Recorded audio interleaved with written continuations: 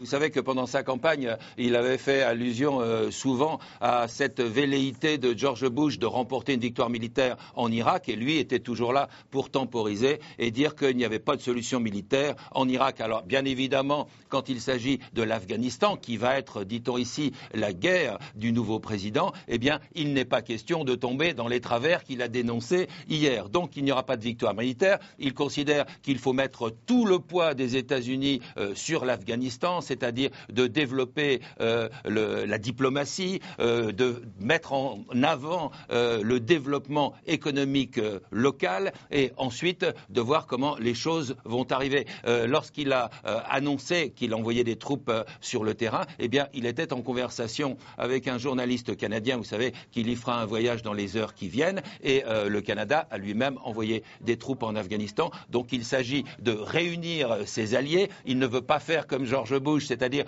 prendre des décisions unilatérales. Il veut parler avec notamment les pays de l'OTAN, mais on se dit ici que s'il souhaite avoir des effectifs supplémentaires, le nouveau président américain risque bien d'être déçu.